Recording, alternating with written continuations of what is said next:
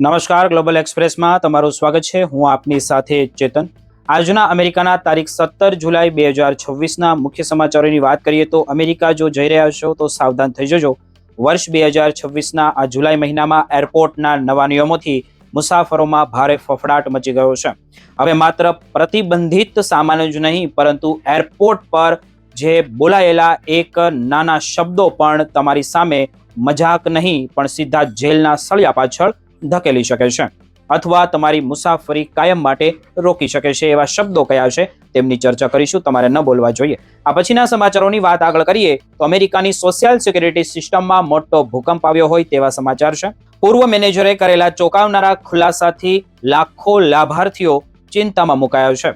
સરકારી દવાઓ પાછળનું જે છુપાયેલું કડવું સત્ય શું છે તે જાણવું રહ્યું.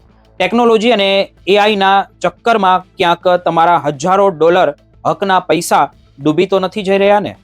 જાણો આ રહસ્ય શું છે તેમની ચર્ચા કરીશું. આ પછીના આગળના સમાચારોની આપણે વાત કરીએ તો અમેરિકામાં ઇમિગ્રેન્ટ્સ પર આઈસની કડક કાર્યવાહી અને ધરપકડનો સિલસિલો શરૂ થતા જે સસ્પેન્સ વધ્યું છે તે ખૂબ જ રહસ્યમય છે.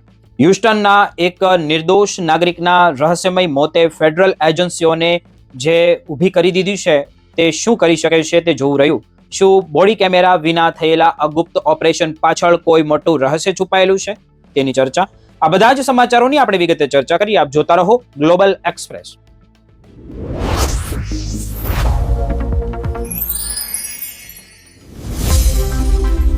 જો તમે અમેરિકા જવા કે અમેરિકાની અંદર ફ્લાઇટમાં મુસાફરી કરવાની તૈયારી કરી રહ્યા છો એક રાજ્યથી બીજા રાજ્યમાં અને તમારી ઉંમર મોટી છે, વૃદ્ધ છો, તો આ સમાચાર તમારા માટે અત્યંત મહત્વના છે. ઘણી વખત લોકો એવું માને છે કે એરપોર્ટ પર માત્ર પ્રતિબંધિત વસ્તુઓને લઈને મુશ્કેલીઓ ઊભી થતી હોય છે, પરંતુ હવે સ્થિતિ એકદમ બદલાઈ રહી છે. વર્ષ 2026ના જુલાઈ મહિનામાં TSA અને એરપોર્ટ ગેટ સ્ટાફને વધુ વિવેકાધીન સત્તા આપવામાં આવી છે. એટલે કે હવે માત્ર તમારા સામાન જ નહીં, પરંતુ તમે શું બોલી રહ્યા છો અને કેવી રીતે બોલો છો તેના આધારે પણ તમારી મુસાફરી અટકી શકે છે. નવા નિયમો અનુસાર જે મૌખિક ચેતવણી આપવાનો સમય ઘણો ઓછો રહ્યો છે. જો કોઈ સુરક્ષા અધિકારીને તમારા શબ્દો શંકાસ્પદ, બેદરકાર અથવા તો ધમકીજનક લાગે તો મામલો તરત જ સુપરવાઇઝર અથવા તો કાયદા અમલીકરણ એજન્સી સુધી પહોંચી શકે છે. તેથી એરપોર્ટ પર મજાક, કટાક્ષ અથવા તો ગુસ્સામાં બોલાયેલા શબ્દો ભારે પડી શકે છે. સૌથી સામાન્ય ભૂલ લોકો ત્યારે કરે છે જ્યારે કોઈ મજાક કર્યા પછી કહે છે, અરે હું તો બસ મજાક કરતો હતો. પરંતુ સુરક્ષા અધિકારીઓ માટે મજાક શબ્દ કોઈ બચાવ નથી. જો તમારી વાતથી ગેરસમજ ઊભી થાય તો શાંતિથી માત્ર એટલું જ કહો કે માફ કરશો, મારી વાત યોગ્ય રીતે રજૂ થઈ નહોતી. ત્યારબાદ વધુ દલીલ કરવાનું ટાળો. બીજી સામાન્ય ભૂલ છે બોમ્બ, ગન, હથિયાર અથવા તો વિસ્ફોટક જેવા શબ્દોનો ઉપયોગ કરવો. ભલે તમે ફિલ્મોનો સંવાદ બોલતા હોય કે સામાન્ય રૂઢિપ્રયોગો વાપરી રહ્યા હોય કે પછી તમારી ભાષા વાપરી રહ્યા હોય, એરપોર્ટ પર આવા શબ્દો ગંભીરતાથી લેવામાં આવે છે. સુરક્ષા અધિકારીઓ શબ્દો સાંભળે છે. તમારી મજાકનો આશય નહીં હોય. ઘણા મુસાફરો ગુસ્સામાં કહી બેસે છે કે આ લાઈન જોઈને મારું માથું ફાટી જશે અથવા હું તો હવે બ્લાસ્ટ થઈ જઈશ. આવી અતિશયોક્તિ પણ ગેરસમજ ઊભી કરી શકે છે. તેથી એરપોર્ટ પર સામાન્ય વાતચીતમાં પણ આવા શબ્દોનો સંપૂર્ણપણે ત્યાગ કરવો વધુ ને વધુ સુરક્ષિત રહે છે દરેક એનઆરઆઈ માટે. એક બીજી સામાન્ય ભૂલ આપણે જોઈએ તે ત્યારે થાય છે જ્યારે અધિકારી પૂછે છે કે બેગમાં શું છે અને મુસાફર જવાબ આપે છે કે મને ખબર નથી, મારા જીવનસાથીએ પેક કરી છે કે મારા પત્નીએ કે પતિએ પેક કરી છે. સુરક્ષા દ્રષ્ટિએ આ ખૂબ જ ગંભીર જવાબ માનવામાં આવે છે. તેના બદલે બેગ ચકાસીને ખાતરી કરવી અને જરૂરી હોય તો અસલી માલિકને વાત કરી દેવી વધુ યોગ્ય રહેશે.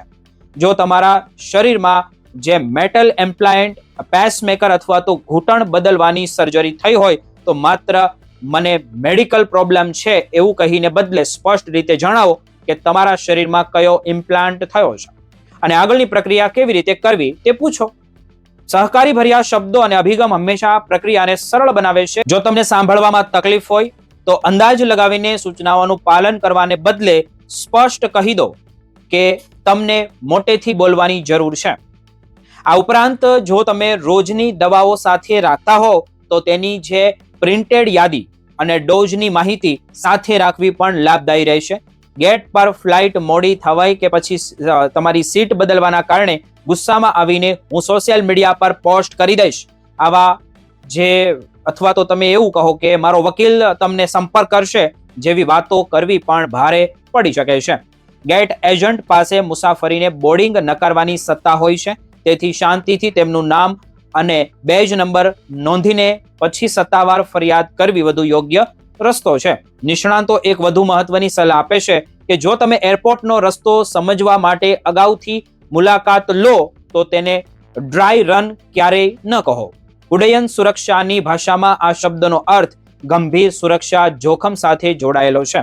તેના બદલે પ્રેક્ટિકલ રન અથવા તો પ્રેક્ટિસ રન અથવા તો પછી તમે એવું પણ બોલી શકો કે ટેસ્ટ ટ્રીપ જેવા શબ્દનો ઉપયોગ કરવો જોઈએ. જો કોઈ ગેરસમજ ઊભી થાય તો દલીલ કરવાને બદલે શાંત અવાજમાં કહો કે તમે સુપરવાઇઝર સાથે વાત કરવા માંગો છો. જો ફ્લાઇટ છૂટી જવાની ચિંતા હોય તો પણ શાંતિથી જ તમારો વિકલ્પ પૂછો. યાદ રાખો, એરપોર્ટ એ દલીલો જીતવાની જગ્યા નથી, પરંતુ સુરક્ષિત રીતે તમારી ફ્લાઇટ પકડવાની જગ્યા છે. ઘણી વખત માત્ર યોગ્ય શબ્દોની પસંદગી તમને મોટી મુશ્કેલીમાંથી બચાવી શકે છે અને તમારી આખી મુસાફરીને સરળ રીતે બનાવી શકે છે.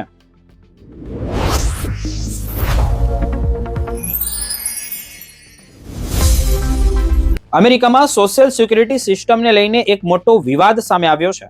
જો કદાચ ન ખબર હોય અમેરિકામાં રહેતા ભારતીયોને તો જાણી લેવો. સોશિયલ સિક્યુરિટી એડમિનિસ્ટ્રેશનના પૂર્વ મેનેજર ડોક્ટર એડ વેઇડે ગંભીર આક્ષેપો કરતા દાવો કર્યો છે કે એજન્સીની અંદર એવી વ્યવસ્થાકીય ખામીઓ અને ગેરરીતિઓ ચાલી રહી છે જેમના કારણે ઘણા લોકોને સમયસર પોતાના કાયદેસરના લાભ મળવા જોઈએ તે મળવામાં મોટી મુશ્કેલીઓ પડી રહી છે. જો કે આ તમામ દાવાઓ તેમના વ્યક્તિગત નિવેદનો અને આક્ષેપો પર આધારિત છે અને જે સંભવિત એજન્સીઓએ આ આરોપને સત્તાવાર રીતે સ્વીકાર્યો જ નથી. ડોક્ટર વેઇરના જણાવ્યા અનુસાર સોશિયલ સિક્યુરિટી, મેડિકેર અને મેડિકેડ જેવા મહત્વપૂર્ણ લાભો મેળવવાની પ્રક્રિયા અગાઉ કરતા વધુ જટિલ બની ગઈ છે. તેમનો દાવો છે કે મીડિયાથી લઈને અનેક રાજકારણીઓ સુધી ઘણા લોકો એજન્સીઓના વાસ્તવિક આંતરિક કામકાજથી સંપૂર્ણપણે અજાણ છે અને તેથી સામાન્ય નાગરિકોને પડતી મુશ્કેલીઓ પૂરતી ચર્ચામાં આવતી નથી. તેમણે સોશિયલ સિક્યુરિટી એડમિનિસ્ટ્રેશનના વાર્ષિક અંદાજે $7 બિલિયન સંચાલન ખર્ચનો ઉલ્લેખ કરતા કહ્યું કે એજન્સીઓનું બજેટ સરકારી ખર્ચની સરખામણીમાં ખૂબ ઓછું છે. તેમ છતાં તેમના મતે તાજેતરમાં કોંગ્રેસ સમક્ષ રજૂ કરવામાં આવેલી કામગીરીની વિગતો અને વાસ્તવિક પરિસ્થિતિ વચ્ચે મોટો તફાવત ઊભો થયો છે. ડોક્ટર વેઇરે ખાસ કરીને ગ્રાહક સેવાના આંકડાઓ અંગે સવાલ ઉઠાવ્યો છે. તેમના જણાવ્યા અનુસાર સત્તાવાર રીતે ઓફિસમાં રાહ જોવાનો સમય ઘટ્યો હોવાનો દાવો કરવામાં આવી રહ્યો છે, પરંતુ હકીકતમાં ઘણા લોકોને અપોઇન્ટમેન્ટ મેળવવા માટે ઘણા કલાકો અથવા તો દિવસો સુધી રાહ જોવી પડે છે. તેમના મતે ઘણા કિસ્સાઓમાં લોકોને અપોઇન્ટમેન્ટ વગર ઓફિસમાં પ્રવેશ પણ આપવામાં આવતો નથી. ફોન સેવા અંગે પણ તેમણે ગંભીર પ્રશ્નો ઉઠાવ્યા છે. તેમના દાવા પ્રમાણે હવે જે આર્ટિફિશિયલ ઇન્ટેલિજન્સ નો વધુ ઉપયોગ એટલે કે AI નો વધુ ઉપયોગ થવાને કારણે કેટલાક લોકો પોતાની સમસ્યાનો યોગ્ય જવાબ મેળવ્યા વગર જ કોલ સમાપ્ત થઈ જતો હોવાની પણ ફરિયાદ કરે છે. તેમણે એવો પણ આક્ષેપ કર્યો છે કે કેટલીક વખત કોલ સેન્ટરના કર્મચારીઓને જટિલ સોશિયલ સિક્યુરિટીના નિયમોની પૂરતી તાલીમ ન હોવાને કારણે લાભાર્થીઓને ગૂંચવણભરી અથવા તો ખોટી માહિતી મળી શકે છે.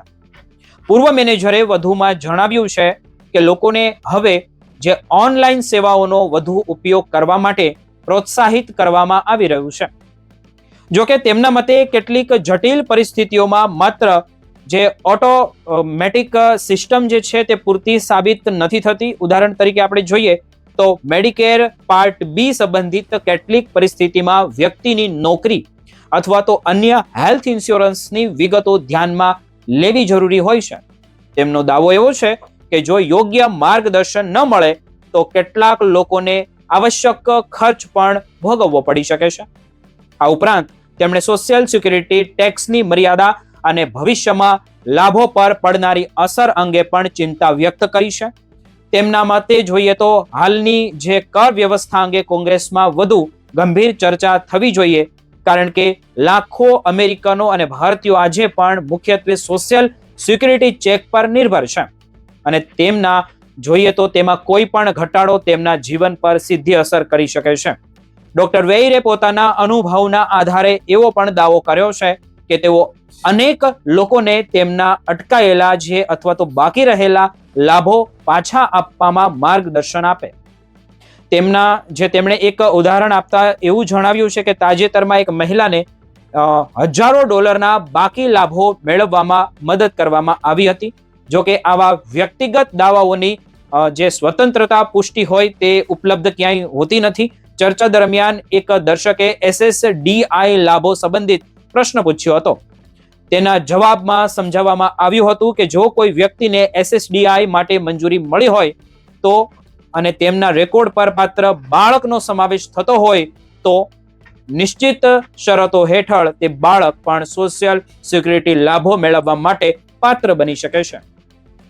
આ સમગ્ર મુદ્દો હાલમાં સોશિયલ સિક્યુરિટી સિસ્ટમની કાર્યક્ષમતા, ટેકનોલોજીના વધતા ઉપયોગ અને લાભાર્થીઓને મળતી સેવાઓની ગુણવત્તા અંગે નવી ચર્ચા ઊભી કરી રહ્યો છે. જો તમે સોશિયલ સિક્યુરિટી SSDI, SSI અથવા તો મેડિકેરના લાભાર્થી હો, અમેરિકામાં ગુજરાતી છો, ભારતીય છો, વૃદ્ધ છો, તો તમારા રેકોર્ડ, નોટિસ, સત્તાવાર માહિતી સમયસર તપાસતા રહેવું જોઈએ અને કોઈ ગૂંચવણો હોય તો સીધો સોશિયલ સિક્યુરિટી એડમિનિસ્ટ્રેશનનો સંપર્ક કરવો સૌથી વધુ સુરક્ષિત રસ્તો ગણી રહ્યા છે.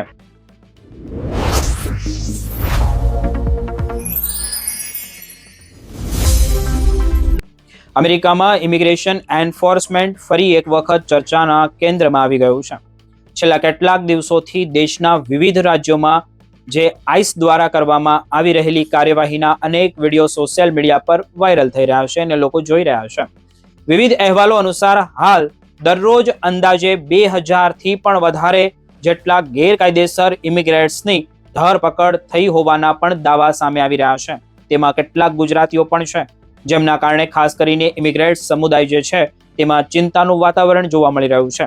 હવે આપણે મળતી માહિતી મુજબ જોઈએ તો શું માહિતી મળી છે તો સૌથી વધુ કાર્યવાહી કેલિફોર્નિયાના લોસ એન્જલસ, ટેક્સાસના હ્યુસ્ટન વિસ્તાર, ફ્લોરિડાના માયામી અને વોશિંગ્ટન રાજ્યના સિએટલ આસપાસના વિસ્તારોમાં જોવા મળી રહી છે. નોંધનીય બાબત તો એ છે કે આ કાર્યવાહી માત્ર રિપબ્લિકન શાસિત રાજ્યોમાં જ નહીં પરંતુ ડેમોક્રેટિક સરકાર ધરાવતા રાજ્યોમાં પણ સમાન રીતે ચાલુ હોવાનું જોવા મળી રહ્યું છે. એટલે કે ઇમિગ્રેશન એન્ફોર્સમેન્ટ હવે રાજકીય પક્ષોની સીમા પાર કરીને ફેડરલ સ્તરે અમલમાં મુકાઈ રહ્યું હોવાનું માનવામાં આવી રહ્યું છે. સોશિયલ મીડિયા પર સામે આવી રહેલા વિડીયો જે છે તેમાં ઘણા સ્થળોએ માસ્ક પહેરેલા આઈસ એજન્ટો જાહેર સ્થળો પરથી લોકોને કસ્ટડીમાં લેતા જોવા મળી રહ્યા છે. કેટલાક અહેવાલોમાં એવો પણ દાવો કરવામાં આવી રહ્યો છે કે જ્યાં મેક્સિકન મૂળના લોકોની વસ્તી વધુ છે તેવા વિસ્તારોમાં કાર્યવાહીનું પ્રમાણ સૌથી વધારે જોવા મળી રહ્યું છે. જો કે અધિકારીઓએ સ્પષ્ટ કહ્યું છે કે કાર્યવાહી માત્ર એક જ સમુદાય પૂરતી આ મર્યાદિત નથી રહી અને વિવિધ દેશોના ગેરકાયદેસર રીતે જે પણ લોકો અમેરિકાની અંદર પહોંચી ગયા છે, રહેતા હોય છે, તે લોકો સામે પણ કાર્યવાહી ખૂબ ઝડપથી આગળ વધી રહી છે.